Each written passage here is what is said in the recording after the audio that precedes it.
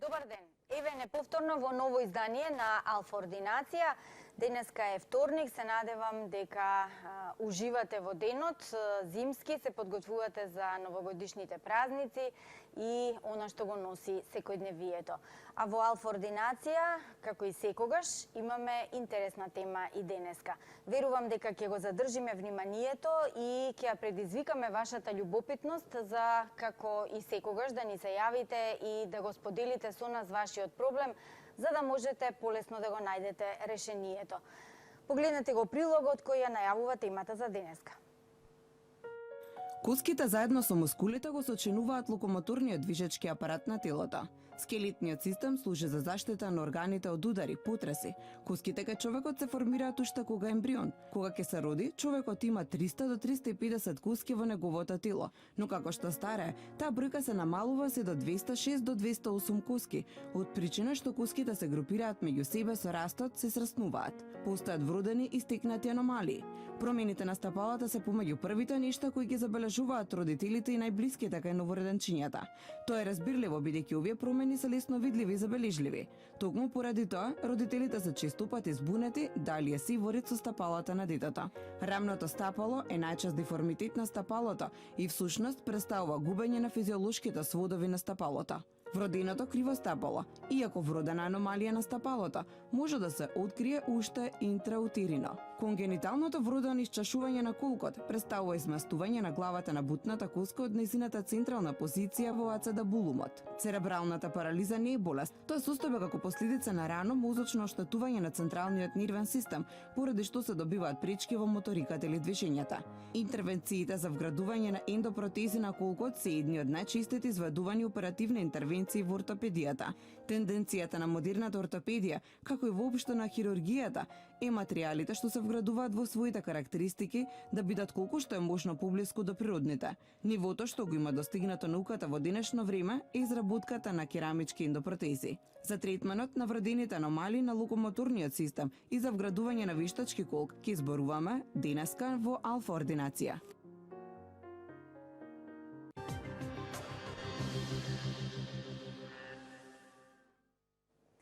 Мислам дека доволно кажа прилогот за она што денеска ќе го зборуваме како вовед, но се разбира со нашиот денешен гостин ќе ги образложиме сите оние нешта кои што ги договоривме, а се врзани со денешната тема, која е испишана на вашите екрани, можете да погледнете доколку имате потреба.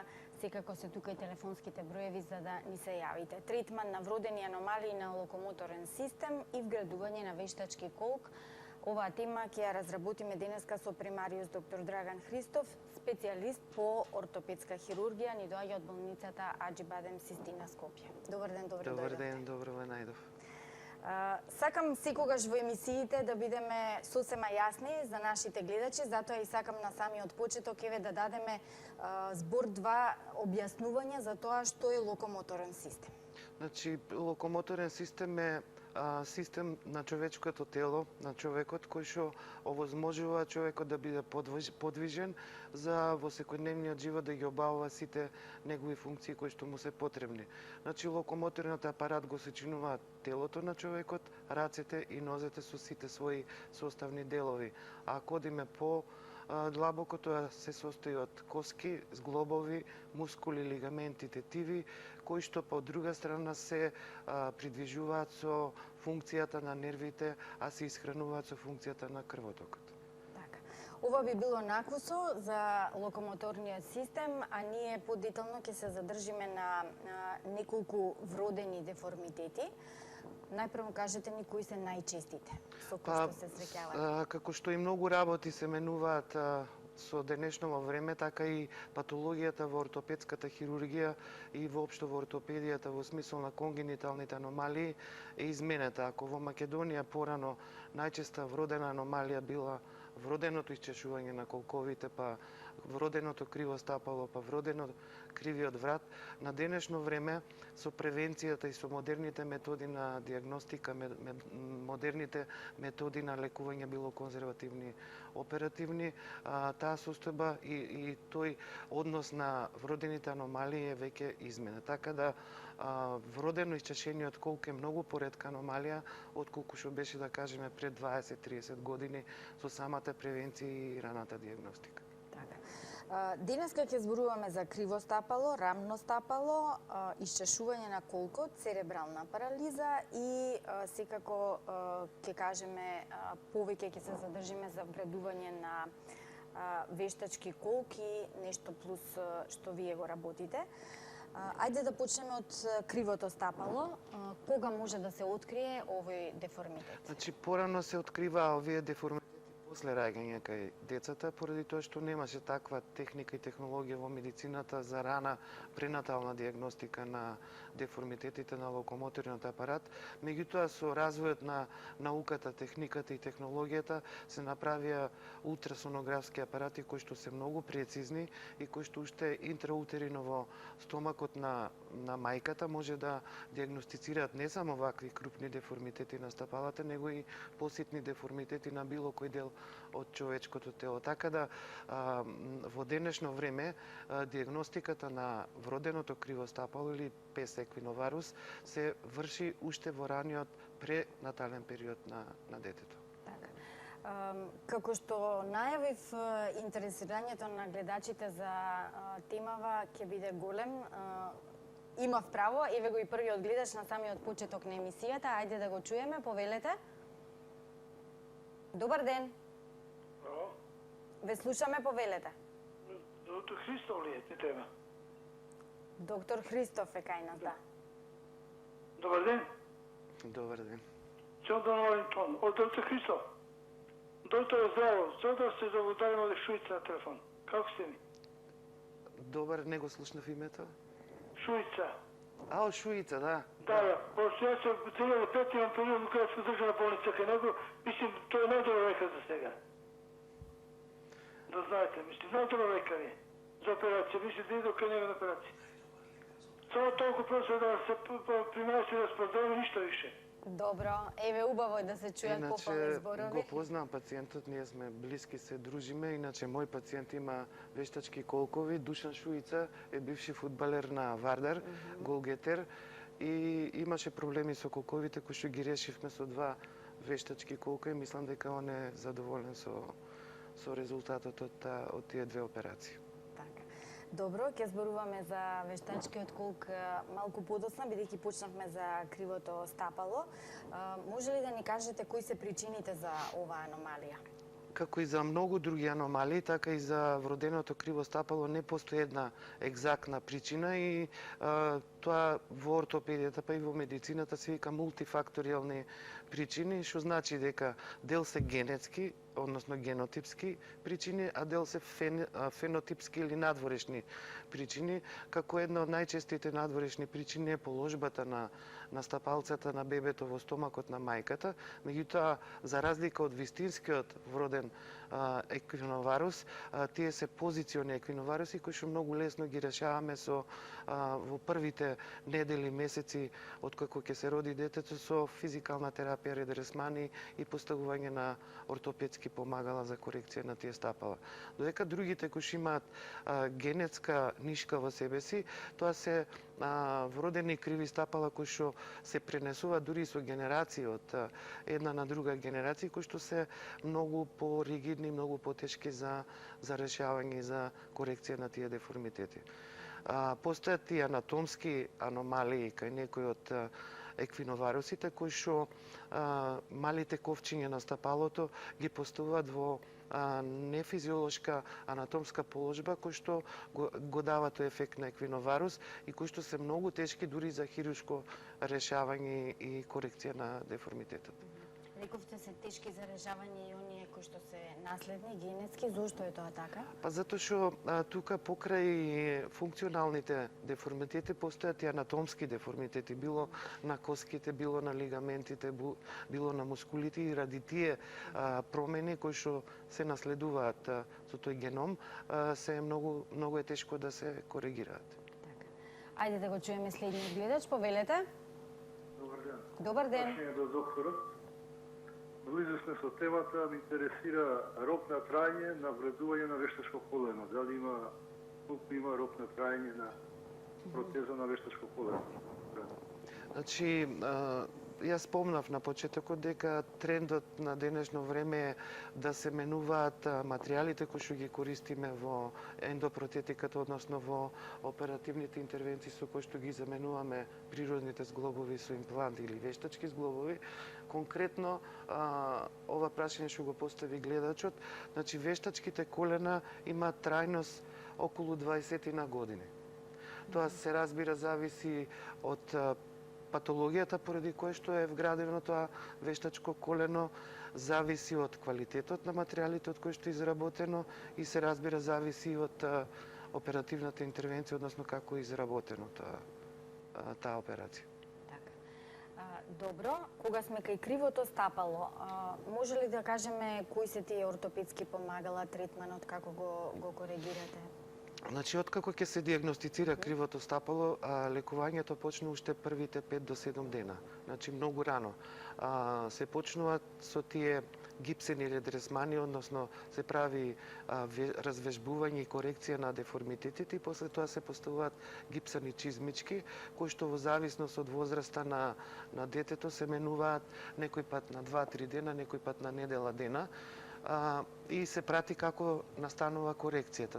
Доколку сме задоволни од постигнатата корекција, тоа се продолжува понатаму со така наречени подколени ортопедски чизми за корекција на стапалата, кои што се со цел да ја одржат таа коригирана позиција, истовремено со комбинација со физикална терапија и масажи и вежби за одржување на коригираниот деформитет и да не тој се врати истовремено, ако има мал дело за останување на деформитетот, да го коригираме и тоа.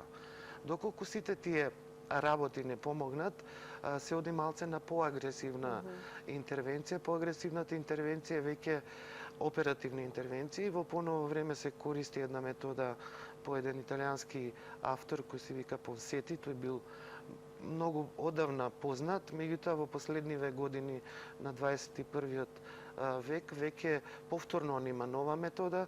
По него се прави во операциона сала подкожно издолжување на ахиловата тетива. Тоа е мала интервенција која што многу често има добри ефекти. Меѓутоа, пак ќе повторам, методата на Понсети се состои од припрема конзервативна со физикална терапија, редресмани, интервенција во операционата сала и повторно се продолжува со тие третмани. Доколку не се успее или не била применета таа метода или е толку ригиден деформитетот, тога се прават по агресивни оперативни интервенции, кои што до година, две, па може би некој пат и до 3 зависи од јачината на деформитетот. Првите интервенции се прават на меките ткива, што значи се прават интервенции на тетиви, на мускули, зглобни, обвивки, и со тоа се постигнува корекција. Доколку и тоа не е доволно, тога се прават корекции на веќе деформираните коскини делови и зглобовите на стапалото. Така. Добро, гледам дека има многу фази во цела оваа работа. Колку од пациентите на крај се нели со исправени стапала доколку имаат ваква врода? Значи, таква статистика не верувам дека постои во Македонија или во светот некоја да биде толку прецизна. Меѓутоа, доколку сите овие фази се запазат и доколку е деформитетот диагностициран многу рано, дури не мора да биде интраутерино, да биде тоа после пороѓајот, и се применат сите овие постапни методи на лекување, тогаш е висок процентот на излекување, затоа што знаете, поготово во ортопедијата важи тоа. Доколку рано се диагностицира, рано се почне да се лекува, настануваат помали деформитети, требаат помали интервенции кои што се многу поефикасни. Добро, имаме сега двајца гледачи. Ајде, еден по еден да ги чуеме прашањата. Повелете. Добар ден. Добар ден. Да ве поздравувам вас и докторот. Се работи... Ало? Да, ве слушаме. Благодарам за поздравот. Да. Се работи за пациент кој имаше мозочен удар, па после една година почна да се движи со помош на помагало, потоа го скрши колкот. Сега, откако го скрши колкот, се направи операција, а после оперативниот зафат поминаа 10 месеци, а не може да се движи. Што ни препорачува докторот, каков совет, на физикална дози или нешто слично? само дали е скршен колкот на паретичната страна, на таа страна што е од изливот плегична кој што не може да ја движи. Тоа не го кажа Па пациент. не знам точно штипки, ставија, ама не знам точно. Дали таа страна што му беше парализирана, тој колку го скрши? Да. Добро. Значи има многу често вакви пациенти и бидејќи било левата или десната страна е парализирана или паретична, тогаш пациентот не ги користи многу тие делови од телото, зависи од степенот на оштетување. Како резултат на тоа, коските го губат минералот и стануваат остеопоротични и минимални падови некои тогаш предизвикуваат вакви повреди како што имал господинот. Една од интервенциите кои се прави во таква ситуација е вградувањето на вештачките колкови.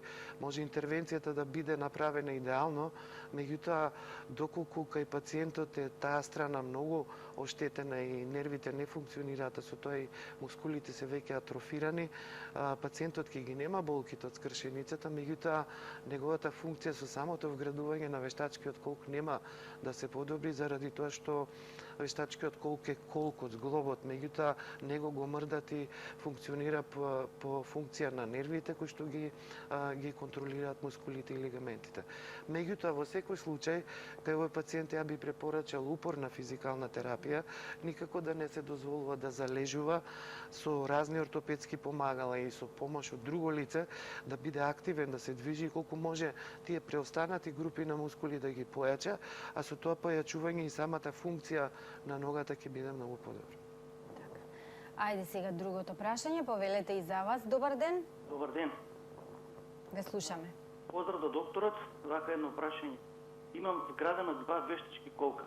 Првиот е на 13 ноември 2015 година, а вториот е мај месец годинава.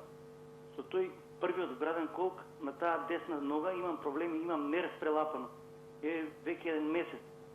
Осеќам затегање на нервот од бутот до глуждот доле и до малиот прст. Праве физикална терапија, меѓутоа нема никакви резултати. Дали е тоа последица нешто на операцијата, колку не ме боли. Меѓутоа осеќам дека не можам да се движам слободно, не можам да клекнувам. Значи, овие проблеми многу често ги среќаваме кај нашите пациенти. Овдека не се работи за болка која што е предизвикана од вештачкиот колк, туку болка која што е предизвикана од рветот.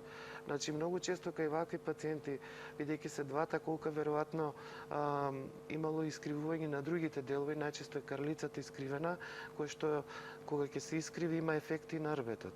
И сега од кога ќе се направат, кога ќе се заменат колковите, мобилноста нивна се зголемува и има тенденција организмот да ги исправи тие делови што се искривени, таа елевација или денивелација на карлицата, односно подигање или спуштање на карлицата, искривувањето на рветот.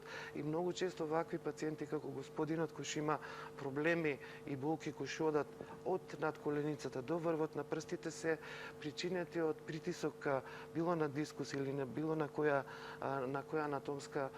анатомски дел од рветот кои што притискаат на нервните завршетоци и даваат вакви тегоби.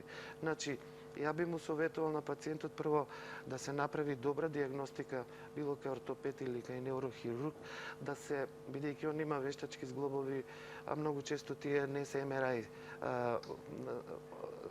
вакво сигурни, значи не може магнетна резонанса да направи, може да направи компјутерска томографија, со која што ќе се види на кој ниво, во колкав степен е некој нерв притиснат, во комбинација со наодот од електромиографија кај невролог, ќе се види на исто во кој степен е тоа оштетување и тогаш ќе се бара начин за лекување и да ги снема тие проблеми што ги има господинот после оперативните интервенции. Меѓутоа, пак ќе повторам, може да индиректно делуваат колковите, меѓутоа болките не се предизвикани од вештачкиот колк.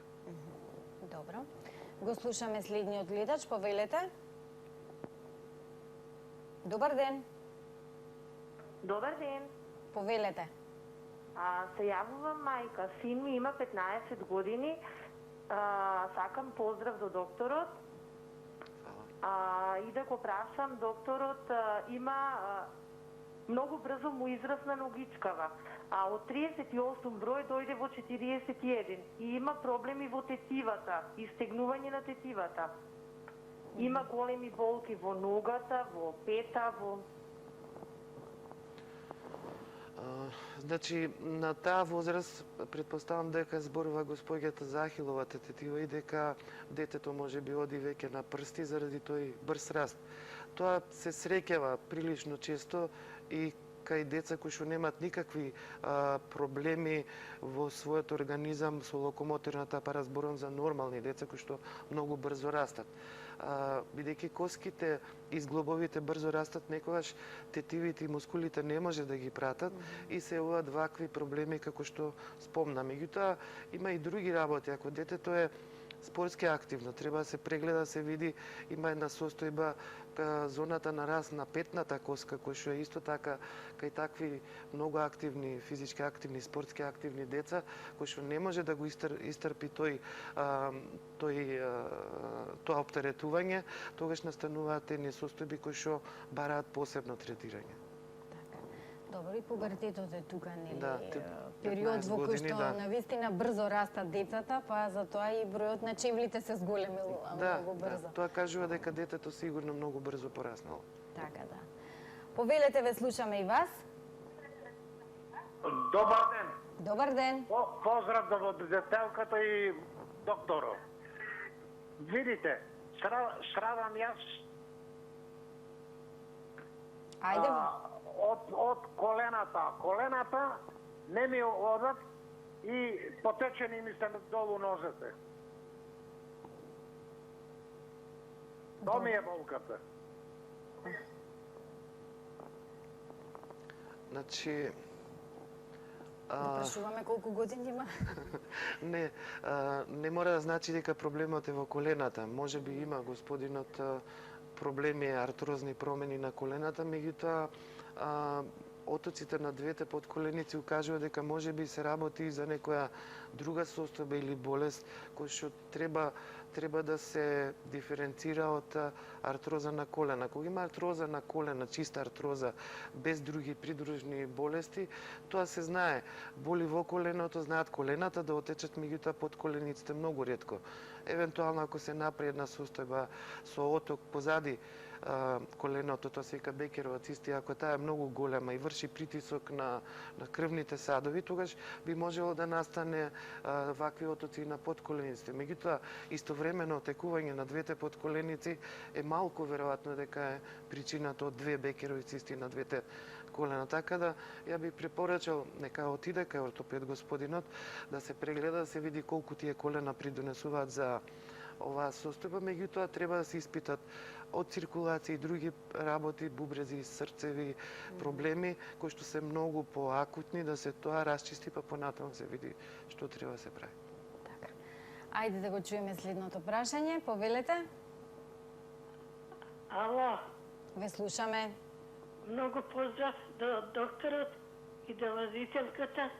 А ово е мојот доктор што ме оперисал ова 98 не 8 бе 8 да година. Како се чувствувате? Добри ли сте? Добри сум. Добро. Добре сум. И многу одвај го фатив ова. Значи, многу голем поздрав до докторот. 97 сум оперирана. Двата кука. И до денеска уште ова одам со нив. Ама многу ме болат. Не само што може да биде. Јас сум реуматична. Дали од реумата, дали од што, не знам. Еднаш паднав, дали од падењето, не знам од што е. Докторе, многу сум захвална од вас и, значи, до денеска да одам јас со своји ноги, тоа е баш успех. И стално ве споменјам. Добро. Благодарам. Значи, Госпоѓата оперира 97-98 година, во тој период ги немаше овие керамички колкови, тогаш се користеа комбинации на деловите кои што тријат меѓу себе кај вештачкиот колк, кои што беа изработени пластика метал. И веројатно она знае, јас ми кажал кога сум оперирал, они прашуваат колку траат тие колкови, рачунавме дека траат околу 15 на години. Она веќе има 19 години како ги користи и можно е веќе да покажуваат знаци на разлабавување. Меѓутоа, во секој случај она треба да отиде кај ортопед да се направат тие испитувања, да се види дали е причината во колковите или нешто друго. Така. Кај колковите ќе дојдеме во текот на емисијата. Сакав само поглавието за криво стапало да го завршиме, па да ги погледнеме рекламите. Само да ни кажете последици доколку не се третира кривото стапало. Значи, стапалото е најдисталниот орган на локомоторниот апарат, што значи дека целата тежина се пренесува комплетно врз стапалата. Доколку тие не одговараат на подлогата по кој што одат, односно не се со целата површина на подлогата кога одиме, тогаш известни делови од стапалото се повеќе оптеретени отколку другите. Кога еден дел од телото е оптеретено повеќе, коската и мускулите на почеток реагираат со тоа што се појачуваат и хипертрофираат, меѓутоа до известна граница. После кој ќе се помине таа граница, настанува обратно, значи ресорпција. Што значи тоа во животот на нашите пациенти? Значи деформитети кои се јако изразени, значи секојдневни болки, значи оток, намалување на амплитудата на движење секојдневна и многу други проблеми кои што ќе им го отежнат животот. Така да не би сакал никој од нашите пациенти кои што го лекуваме да заврши со тешки деформитети кои што понатаму во животот ќе прават проблеми. Ова емисија има и едукативен карактер, освен тоа што им помагаме со совети на нашите гледачи, ќе продолжиме со рамно стапало, но повестите во минута и куз блок реклами.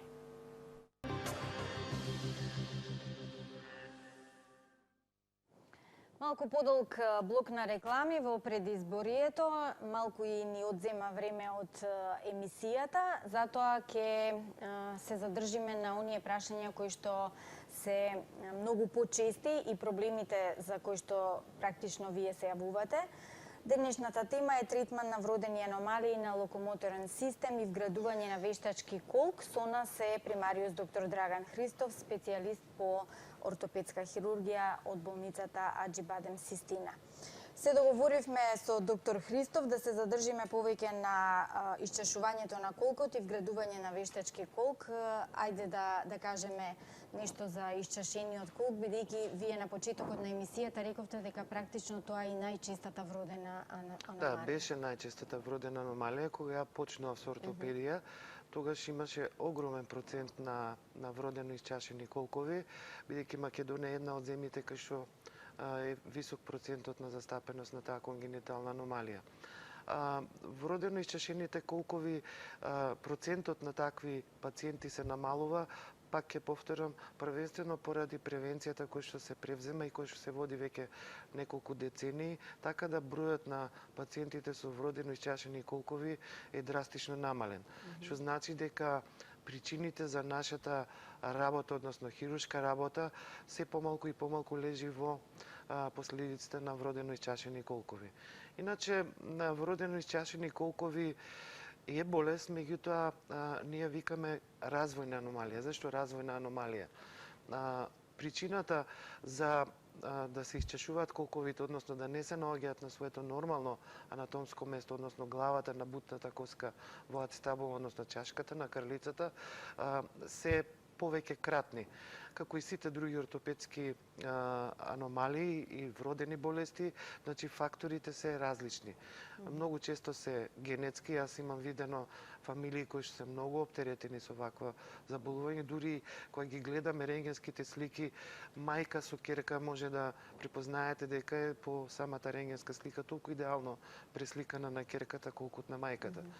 Зашо го викаме развојно заболување? Прво, децата ги гледаме кои ќе се пораѓаат во породилиштата, тогаш е првиот ортопедски преглед и тогаш веќе можеме да диагностицираме дали некој колк би бил евентуално со таква болест. Значи при прегледот се наоѓаат така наречени стабилни колкови, нестабилни колкови и луксирани колкови. Кај луксираните колкови, значи они веќе во самиот момент нема контакт главата на бутната коска со чашката. Луксабилни колкови или нестабилни колкови се оние кои што имаат некои аномалии и кои со посебен тест при прегледот или посебно движење во секојдневието прават да колкот, односно главата на бутната коска излезе од чашката, а после тоа кога ќе престане таа сила да се врати назад. Што значи тоа? Тоа значи дека многу често имаме анатомски деформитети на главата и вратот на бутната коска во смисол на промена на аглите кои што нормално ги имаат или анатомски промени на чашката на карлицата кој што си има еден агол и една длабочина кој што е нормална за еден нормален колк, а кај вакви колкови е изменета, односно тој агол е многу поостар и дозволува главата на бутната коска да излегува. Сите овие работи, доколку се диагностицираат многу рано, што го правиме сега, уште почнувајќи од 6-та недела, а поново веќе и одма постнатално со ехо, диагностика на бебињата, и доколку се почне рано да се третираат такви колкови, зборувам за луксирани или луксабилни колкови, тогаш и резултатите се многу добри. Да не кажам дека се доведуваат тие колкови скоро во нормална состојба. Меѓутоа, доколку не се превзема такви мерки на лекување, тие мерки се разни вежби на колковите, постување на разни ортопедски помагала, почнувајќи од гакички за бебињата со пластика, па каивчиња, па апарати специјални кои што известно време ги носат дечињата со контрола на ортопед, и кога веќе сме сигурни дека се коригирале дел од тие или комплетни тие анатомски деформации и аномалии на зглобот, тогаш ги ослободуваме децата од тие помагала и рачунаме дека тоа дете е излекувано. Доколку пак се почне касно или има некои така наречени деформитети кои што не реагираат на оваа терапија, тогаш веќе се превзимаат исто така поагресивни методи. Дел од тие методи се местење на тие колкови без операција и поставување било на гипс или на помагала, а доколку и тој период помине или не се успеало со тој метод на лекување, веќе поминува на оперативни интервенции. Така. Тука ќе се опреме, имаме двајца гледачи, ајде да ги чуеме, повелете. Добар ден. Јавив ја пред малку, со двата колка што сум опериран, докторот ми рече дека не смеам да правам магнетна резонанса. Меѓутоа, докторката од физикална ми закажа на 14 во Штип за магнетна. Разговарав со мојот доктор што ме оперираше и ми рече дека можам слободно, бидејќи колковите ми биле од титаниум. Во ред, ако хирургот рекол дека се MRI safety вашите колкови, може да го направите магнетната резонанса, меѓутоа нека повторно погледне оно од кој состав е колкот. Затоа што титаниумот е кај овие модели на колкови на површина... Без цементација. Молам? Пишува таму нешто без цементација. Без цементен е, меѓутоа без цементен колку има од челик, хром, ванадиум, тоа се материјали кои што не ги поднесува магнетната резонанса, и доколку е еден дел од колкот преслечен со титаниум, тоа не е доволно. Имате дел кој што можеби е со метал на кој што може да реагирате. Значи треба се најде типот на ендопротезата кој што е вградена кај вас и треба да пишува безбедно за магнетна резонанса или MRI safety. Јако изјодам во Штип, би требало они да знаат таму да видат, така нели? Да, сигурно. Добро. Фала многу, поздрав. Поздрав, се најубаво. Го слушаме следниот гледач, повелете. Ало, добар ден. Добар ден. Поздрав до докторот и до водителката. Имам едно прашање. Мажот ми пред 2 месеца се оперираше во Охрид за мениколк. Ама многу има проблеми со ногата, има пареза, изгледа доле на прстите, тоа е десната нога, има пареза и сега толку време уопште не му функционира, мислам, ногата од прстите до коленото. И кога оде на двете, мислам, штаки оде, но ногата е само ма. Притиска помалку на нея, ама само ја ма. Ногата не може уопште да настапнува. И сега оде на терапија, ама уопште па истиот проблем го има. Значи, ова состојба се вика пареза на нервус перонус, најверојатно по муабетот на господјата, за да се може да бидат две причини овдека за парезата на перонус, било од самата оперативна интервенција што се случува, или пак од рбетот. За да се дефинира од каде е потеклото на парезата на нервус перонус, треба да се направи преглед кај невролог, ЕМГ се вика тоа испитување, он ќе го покаже кој е нивото на оштетување, каде е притисокот на тој нерв и на тој начин ќе се знае што да се превземе понатаму. А има ли шанса, например, да се оправи тоа? Значи ЕМГ-то кај невролог прегледот што ќе го направите ќе напише притисокот и оштетувањето на нервот е од лесен, средно тежок, тежок степен. Врз база на тоа ќе се препорачат третмани кои што треба да се направат и до година и нешто од појавата на парезата треба да се очекува подобрување. После тоа е малце потешко. Добро. Да го завршиме исчешувањето на колкот. Само една смирница на родителите кои што имаат прво дете, за второто веќе знаат, имаат искуство, кога треба да почнат со тие прегледи на колковите и доколку сето тоа не се следи, последиците какви се? Значи, во Македонија има многу добро организирано таа превенција и прегледи на новороденчињата. Скоро сите места во Македонија се офатени. Значи, првиот преглед се прави непосредно после пораѓајот. Тоа го прават ортопеди или микропедиатри. И во тој момент се нотираат сите тие промени што ќе ги примети докторот. Првиот ехо преглед, ние барем во Систина го правиме на 6-неделна возраст на детето и во зависност од наодот кој што ќе го добиеме со тој ехо преглед, понатаму се закажуваат другите прегледи. Доколку си има различни степени на групирање на пациентите според наодот на ехото и така и се одредуваат ритмот на прегледите. Доколку ортопедот или било тој што го прави ехо прегледот рече дека тие колкови се матурирани и здрави, тогаш може да рачунаме дека тие колкови ќе бидат добри во текот на животот. Меѓутоа, доколку останат луксирани колкови диспластични чашки, сето тоа може да допринесе до многу последици и промени на начинот на животот кај тие пациенти. Доколку е диспластичен колк, на почетокот детето нема да има болки, може би и нема да криви ако е блага таа дисплазија, може ќе криви при поголеми напори или ако подига нешто тешки физички работи да работи. Меѓутоа, како оди времето, бидејќи мала површина на зглобот е ено, но оптеретена, тогаш тој колк не е предвиден да го издржи тоа и постепено ќе настане така наречена рана артроза, односно оштетување на зглобот кој што ќе бара други процедури, потешки оперативни интервенции и на крај најверојатно ќе заврши со вештачки колк. Доколку пак колковите се исчашени, зависи од дали се двата или едниот колк, и доколку главата на бутната коска се наоѓа во мускулатурата, не допира до коска, пациентот ќе оди, односно таа личност ќе оди многу лошо, ќе криви, меѓутоа болки нема да има. Болки може да се јават тек во напредната возраст, кога треба да се направат интервенции оперативни, кои што морам да напоменам дека се изузетно тешки за работа. Меѓутоа, ако има болки, тогаш има индикација за таква интервенција. Така. Добро. Ајде да го чуеме гледачот, повелете.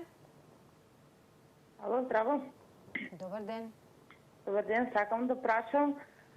Имам правена операција на кук пред 14 години и сега ми доваѓа пред 1-2 години да ме открътнуе нога и починjam puno да криво.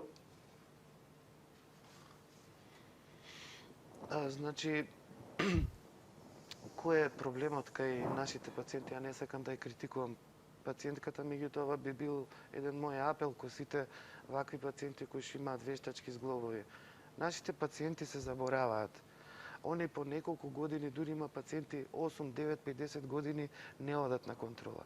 Не треба да се чека да се јави јака болка, да се јават такви крцкања на зглобот, па тоа да ги натера да отидат на контрола. Тоа треба редовно да се прави. Ако не секоја година, еднаш годишно, барем на 2 години да се направи преглед, а самиот ординариус ќе одреди дали треба рентгенска слика или не треба. На тој начин ќе се знае дали е причината за ваквите тегоби кај госпоѓата од колкот или од нешто друго.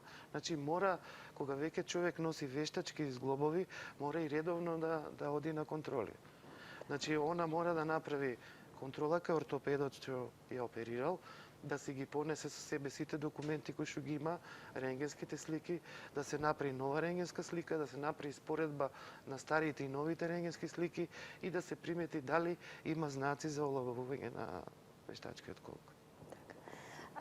Вградување на вештачки колк некогаш и денеска. Сосема е различно, интервенцијата е сосема поинаква, материјалите кои што се користат се поинакви. Да. Иначе лутал човекот, лутале докторите, ортопедите, додека најдат како да ги заменат, затоа што скршениците на колкот постојат од кога постои човекот. Се користеле дрвени материјали, се користеле од пластика, од стакло, различни материјали, додека не се дошло до еден англичанец кој што го измислил така наречениот коскен цемент, тој Џон Чарли, и од него веќе почнува модерната епоха на вградување на вештачки колкови. Меѓутоа, како оди времето, така и се менуваат техниките, технологиите на материјалите и на начинот на вградување на тие вештачки колкови. Во последниве години, веројатно сите паратат, тоа им е јасно, во медицината има тренд на, поготово е зборам за хирургијата, на минимално инвазивни процедури. Што значи минимално инвазивна процедура? Тоа не значи дека кај пациентот нема да има рез на кожа, нема да има дупче, меѓутоа крајно заштитување на сите биолошки ткива кои што не се оштетени. Така и во ортопедијата се применува тоа, значи се користи минимално инвазивна метода. Тоа значи, кога ќе се влезе до зглобот, ни еден мускул, ни едно мускулно влакно не треба да се оштети, треба тие да се презервираат, за да може, затоа што ние ќе го замениме колкот, меѓутоа душата на тој колк и функцијата се тие мускули, тие нерви кои што ја регулираат неговата работа. И доколку ние ги сочуваме тие мускули во потполна нивна функција, тогаш и резултатите ќе бидат многу подобри. Тоа е едната страна на работите, а втората на самите материјали кои што се прават.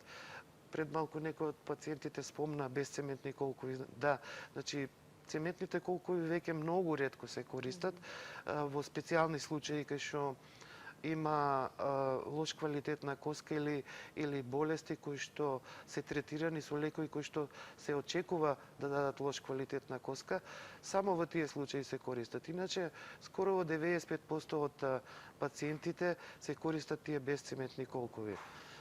Безцементни колкови, безцементните колкови се тип на колкови кои што меѓу вештачкиот зглоб, делот од вештачкиот зглоб и домаќинот нема никаков материјал.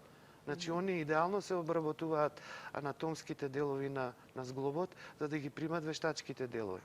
Меѓутоа, технологијата открила дека коската многу убаво се однесува спрема титаниумот. Ние викаме коската го сака титаниумот.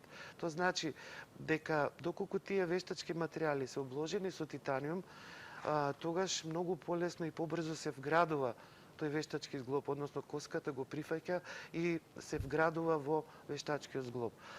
Тие се делови кои што се допрени со коскините делови на зглобот. Меѓутоа, човекот како индивидуа е љубопитен, а поготово докторите, се барало нешто што ќе биде најблиску, вештачко да биде, а да биде најблиску до природното. Значи, природна раскавица не може да се направи, се прави сега со генетски инженеринг, меѓутоа не за вештачки зглобови.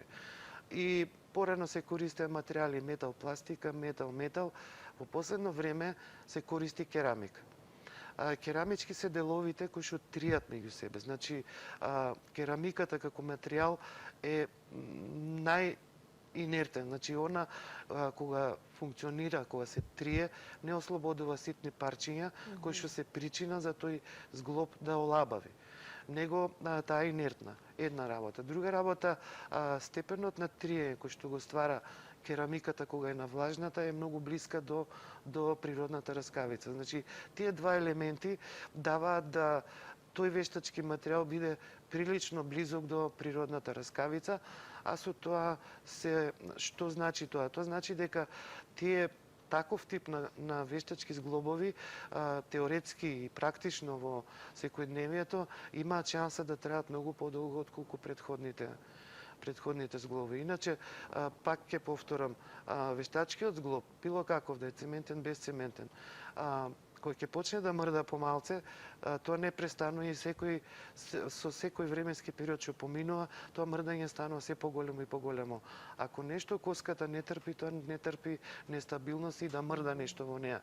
Она на тој начин реагира со ресорбција и тога се олабава зглобот и има потреба од негово менување. Кај метал, пластика и метал се слободуваат ситни партикли кои што организмот не ги поднесува и он сака да ги ресорбира и прави една реакција, тоа не е инфекција, а е воспалителна реакција, а таа воспалителна реакција ослабува коската и доведува до сите овие работи што ги спомнав. Проблемите кои што... Да. Добро, ајде да ги чуеме сега гледачите, повелете. Добар ден. Добар ден. Јас сум гледачка од Прилеп. Имам две операции од колкој. Едната беше пред 8 години, другата пред 2 години. Меѓутоа, во последните 3 месеци ми се појави проблемите во крцкање во ногата. Сама иницијативно појдов на снимање, си снимавме кај ортопедо нормално, си снимавме колко и се установи дека колко е попуштен. Сега моментално сум пред оперативен захват, меѓутоа нема во болнициве протези кои што имаме и сега сме моментално на листа на чекање. Ногата моментално имам болки, не можам да цапнувам на ногава и сакам, ако може совето докторо, да ми каже што понатаму и како да продолжиме, како да се отстрани овај проблем и дали е можно што поскоро да се оперирам. Значи, кај пациентката веројатно е диагностициран ЛУС, односно лабување на вештачкиот колк, и е потребно да се направи таква наречена интервенција, ревизија, односно вадење на олабавениот колк и поставување на друг колк. Сигурно дека ваква ситуација не треба премногу долго да се одолговлекува, меѓутоа такви се условите во нашата држава и тие материјали се прилично скапи и треба време да се набават, затоа се тие листи на чекање и затоа пациентката чека да биде повикана за да се направи таа оперативна интервенција. Од друга страна, тие скапи материјали се исто така и причина што на државните институции не може да ги држат на лагер, да ги имаат постојано. Да ве прашам, чекањето, ова чекање за кое што зборува гледачката, пациентката, може ли да ја влоши уште повеќе ситуацијата? Значи, за да апелираме до фондот да ги сменат правила? Она што го спомнав, кога ќе почне ендопротезата да се олабава, таа не оди никој пат кон подобро, туку се повеќе и повеќе се олабава. Дури ние сме среќавале пациенти кај што толку е биолошкиот материјал оштетен што и проблеми да се стави нов, затоа што е многу ослабена коската. Така. Добро, значи во овој случај не треба да се чека, но тоа е системско решение кое што треба нели да се разгледа. Повелете, ве слушаме. Ало, добар ден. Добар ден. Јас сум оперисана од колено. Добро. Сакам да ми каже докторот што да правам, 2 години до нова година си направам. Некогаш не ме боли, можам да одам слободно, ама дома, надвор не. А некогаш дали на времето ми се укочува, не можам да мрдна. Што да правам, не знам. Дали има вештачко колено? Вештачко колено имам. Јас не можам баш точно да ви кажам дали тие проблеми што ги имате во секојдневието се причинети само од коленото, би ви препорачал да направите консултација со вашиот ортопед и да видите за што се работи. Знае некој пати, ако се заменуваат вештачките зглобови, сепак некои било минимални, било од средна јачина болки да имаат пациентите. Меѓутоа, сето тоа треба да се прегледате, да ве види вашиот ортопед, ако треба се направат испитувања и да се знае што понатаму. Следното прашање ве молам повелете. Добар ден. Ало, Добар ден, ве слушаме. поздрав до ординација. Вака, имам 38 години, имам два вештачки колка, керамички, ставени во 8 септември, кај доктор Цирвири. Ме интересира, вработен се во МВР, значи активно еден на лов, возам точак, значи ме интересира само дали да продолжам со таква активност, дали постои опасност. Разбирам дека со време, дека тоа се оштетува, меѓутоа дали да бидам активен, како што сум до сега, или да бидејќи цело време ми изборат намали со активноста, намали. Добро Само ви тоа зборуват. совет од докторот. Значи, добро ви зборуват. И ако керамичките колку ја озможуваат подолг век на траење, се што е вештачко не може да биде како вашиот колки. Ако го преоптеретите повеќе, сигурно дека порано ќе покаже некои аномалии. Вие треба да бидете физички активни, меѓутоа не претерано. Ја знам на лов кога се оди, тоа се оди по 20-30 километри, што е премногу големо оптоварување за вашите вештачки колкови. Така, моето следно прашање беше токму тоа. Пациент со вештачки колк, што му е дозволено? Докаде е лимитот за физичката активност? Значи, што може, што не може, Јас ќе ви кажам, јас што мислам и јас што им препорачувам на моите пациенти. Иначе читаме, поготоа американците се многу авангардни за вакви ситуации. Они дозволуваат професионално бавење со спорт, скокање, рипање. Значи, јас не им забранувам на моите пациенти да не бидат активни. Дури да бидат и спортски активни. Возење точак, пешачење, пливање, носење на кесички, да кажеме, по 5-10 кила максимум, заедно, да. Мала спортска активност, подигрување фудбал, кошарка, меѓутоа тешки физички напори, поврзани со дигање на многу тешки предмети, скокање од височина, пешачење и планинарење по непристапни патишта, се работи кои што и за нормални колкови се големо оптоварување, камоли за вештачки колкови. Така да треба да се направи граница од двете крајности, да се избере средина некоја. Меѓутоа, пак ќе кажам, со овие колкови, како што спомна младиот пациент, што има керамички колкови, за разлика од поранешните препораки кои што ги дававме на пациенти кои што има колкови кои што се комбинација метал-пластика, сите тие работи енормни што ги спомна сега за нив беа енормни. Сега се дозволени. И тогаш максимум 5 кила се носеше терет. Не смееше премногу да трча. Спортска активност, пливање, возење точак поравно. Сите тие работи. Меѓутоа, сега се менуваат работите.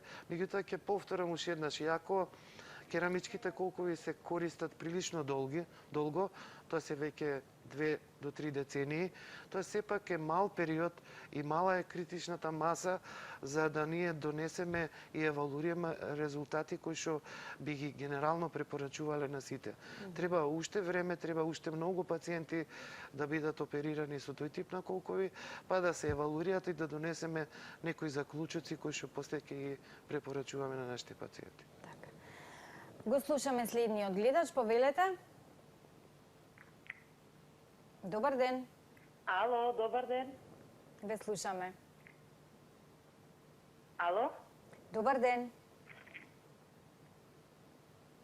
Сакам да поздравам доктору. Поздрав и до вас. Благодариме. Повелете со прашањето. Поздрав до доктор Драган Христов. Јас сум негова пациентка, Калина од Струмичко. Многу сум благодарна од него. И поздрав. Аха, добро. Благодарам, Калина. Еве, за поздрав се јави Калина. Ако имаме следно прашање да го чуеме. Добар ден. Добро. Период на рехабилитација. Дали е долг, дали е макотрпен? Вака, значи зависи од типот на интервенцијата. Јас ја спомнав таа минимално инвазивна метода и секако дека зависи од типот на колкот. Во глобала, која е процедурата? Пациентот се оперира, останува во болница, во систина останува 10 дена, се вадат конци на 2 недели, потоа оди на бања и физикална терапија во трајање од 3 недели, се прави првата контрола на 5 недели, се фрла едното ортопедско помагало, за 3 недели и второто. Доколку е праена минимално инвазивна метода, тој период во зависност од проценка од пациентот може и да се скрати. Кај пациенти кај што сме имале тежок колк за решавање, тој период може да биде и подолг. А ревизиите, како што спомна една гледачка од тука, кој што се прави, тогаш кај нив е сосема индивидуална рехабилитацијата. Иначе, стандардната рехабилитација си знаат пациентите колку им е тешко, меѓутоа не е толку тешка како што била порано. Барем јас моите пациенти ги дигам следниот ден после операција или денот после тоа, одат со одалки, па за тие 10 дена ги научуваме да одат со патерици, да се качуваат и симнуваат по скали. Кој ќе дојдат од бања, веќе фрламе едната патерица, може кола да возат. За 3 недели веќе они може слободно да одат, не викам дека може комплетно физички да се оптоваруваат, се уште им треба некое време, меѓутоа у кратки црти е таа рехабилитација. Најтешкиот дел е секако во болницата и првите денови, меѓутоа после е веќе полесно. Добро. Ајде да ги чуеме следните прашања. Повелете. Ало? Ве слушаме, добар ден. Добар ден, ја поздравувам програмата. Јас сум од Струшкиот крај. Сакам да прашам докторот.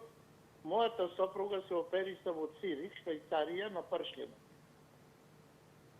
Па ме интересира, она има метално. Дали 4 штрафови има, дали може да прави некој бањи, бидејќи од таму не ми предложија ништо, па ме интересира вашето мислење на докторот. Значи, пациентката веројатно имала било спинална стеноза, па се правила декомпресија со фиксација со фиксатори, било пак некоја друга болест. Потребно е да прави таков пациент физикална терапија па и бања, доколку не се работело за инфекција некоја на рбетот. Иначе физикалната терапија, физикалните третмани и бањите може да бидат од помош во ваква ситуација. Добро. Повелете, ве слушаме. Добар Ало. ден. Да, ве слушаме. Добар ден. Добар ден. Имам едно прашање до докторот. Ајде. Јас сум човек негде во полу година, околу 70 неколку години, имал сообраќајка пред 20 години. Сега, тие штрафоите не ги изодиваат, мислам, и плочките од ногите, и двете ноги ме повредени. Сега, одам со помагава. Дали може сега да се штрафоите да ги изадеме или не се може? Ме слушате? Ве слушам. А дали ви сметаат тие плочки и штрафови? Не смета сега ме бутна, натоа и мускултурата ми е бутна и со помагала одам. Дали ви се фрактурите на надколеница, подколеница или на карлица и колка? Надколеници, надколеници. А имате плочки или клинови? И плочка и штрафа имам под 13 штрафа имам. Плочка и штрафа не е клин внатре во коската во каналот. Да, кога штрафови се у коска, да. Доколку прават проблеми такви остеосинтетски материјали и после толку години може да се изведат, меѓутоа сепак тоа треба го процени тој што ќе се нафати да го вади, дали сметаат тие материјали.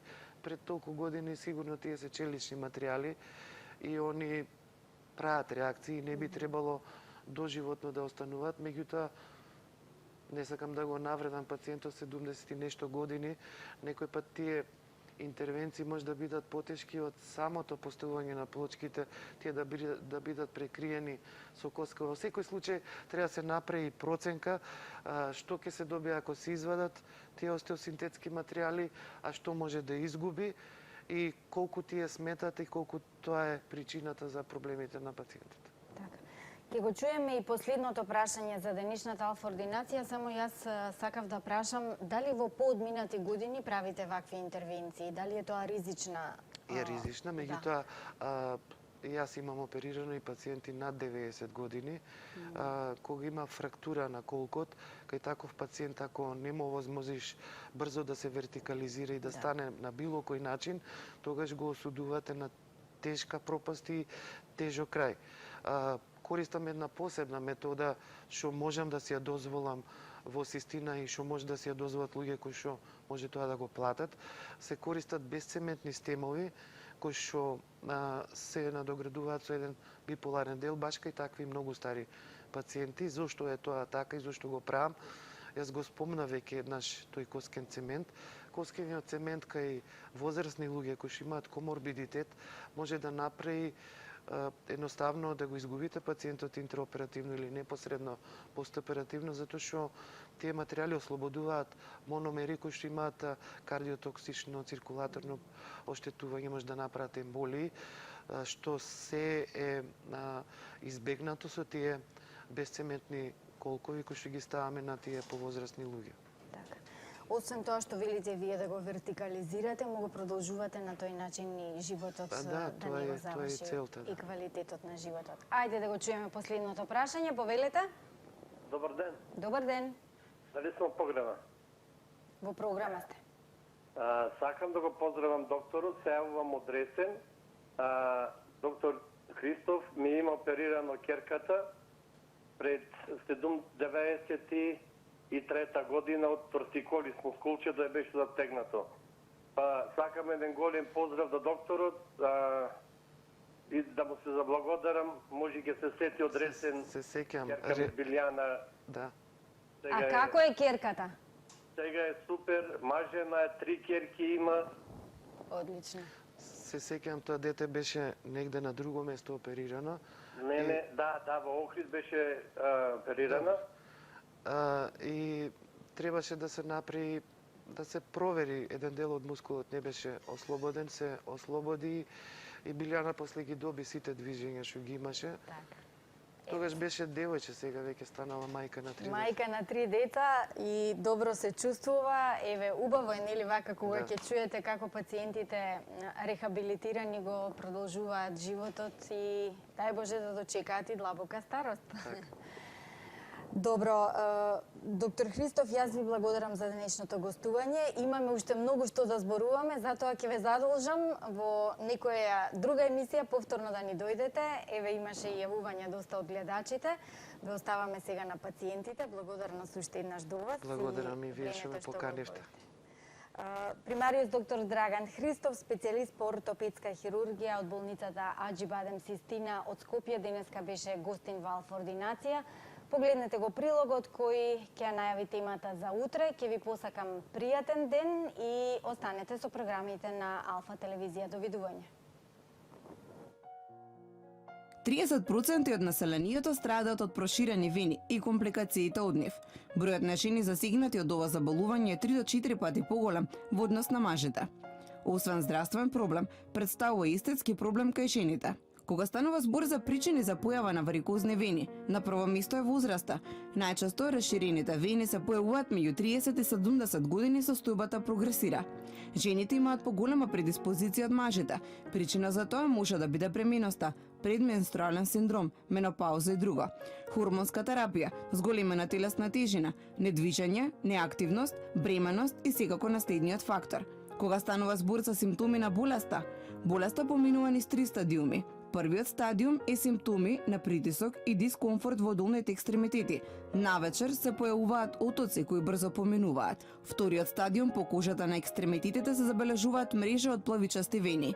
Постепено вените стануваат јазловидни и се приметуваат. Се појавуваат болки во нозата, воспалување, чешење потек на вените. Во третиот стадиум се појавуваат така наречени варикозни јазви. Рани по кожата и на нозата, понекогаш се зафатени длабинските вени кои не се гледаат. Во компликациите може да се наведе воспалување или тромбофлебитис, стврднување, зацрвенување и болка во зафатената нога. Често температурата е зголемена, а пулсот успорен. Тромбоза, појава на засирување, Тромби, многу втврднувања, јазли по текот на вените, крвни подливи, поради втврднувањето и кршливоста на ѕидот на вените, настануваат од најмал удар, а понекогаш и сами од себе, како и варикозните јазли. Кога станува збор за лекување, се спроведува од лекар-специјалист кој прави избор од следните методи: конзервативно лекување, лекови, додатоци на исхрана, склерозирачка терапија, дополнителен метод при кој се инектираат специјални склерозирачки лекарства. Оваа терапија се применува кај варикозни вени без компликации. Понекогаш се постигнуваат добри резултати, но неретко после инектирањето се појавуваат воспалување на вените и повторно варикозни јазли. Хируршко лекување кај голем број на варикозни јазли, исто така и кај трофични јазли. На тема проширување на вените зборуваме утре во Алфа ординација.